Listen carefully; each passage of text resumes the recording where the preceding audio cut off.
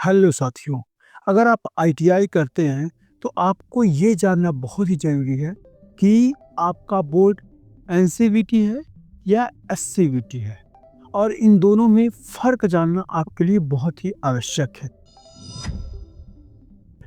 सबसे पहले मैं आपको ये बताना चाहूँगा कि एनसीवीटी का नाम परिवर्तित करके अब एनसीवीईटी कर दिया गया है।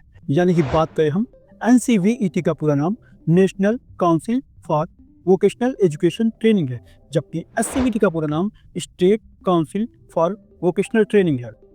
एनसीवीईटी केंद्र सरकार के अंतर्गत आता है, जबकि एससीवीटी राज्य सरकार के अंतर्गत आता है।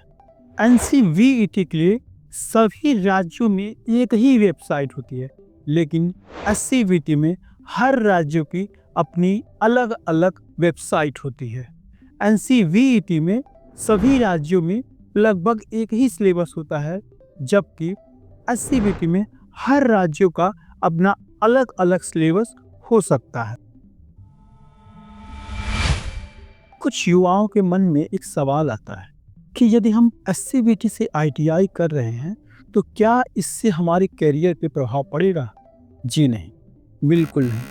बट कुछ लिमिटेशन आ जाते हैं और वो लिमिटेशन नाम मात्र के होते हैं। चलिए इसके बारे में विस्तार से जानते हैं। यदि आप एक ट्रेनर बनना चाहते हैं और ट्रेनर बनने के लिए CITS करना चाहते हैं, तो यदि आपके पास एनसीवीटी सर्टिफिकेट है तो आप CITS कर सकते हैं, लेकिन यदि एससीवीटी सर्टिफिकेट है तो भी आप CITS कर सकते हैं, इसमें कोई रोक नहीं है। अगर बात हम करें अप्रेंटिस की, तो अप्रेंटिस में एनसीवीटी सर्टिफिकेट होने पर आप लगभग सभी सरकारी और प्राइवेट संस्थानों में अप्रेंटिस कर सकते हैं, लेकिन एससीवीटी सर्टिफिकेट पर कुछ जगह एलिजिबिलिटी नहीं होती है, जैसा कि 2021 में भारत इलेक्ट्रॉनिक्स लिमिटेड के अप्रेंटिस में हुआ था।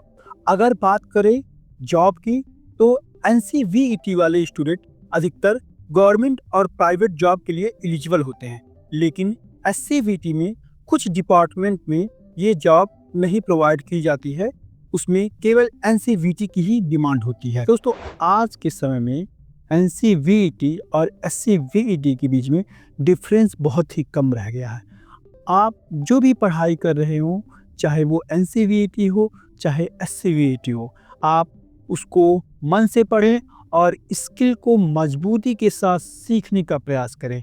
यदि आप स्किल में स्ट्रांग हैं तो यकीन मानिए आपके सफलता कदम चूमेगी।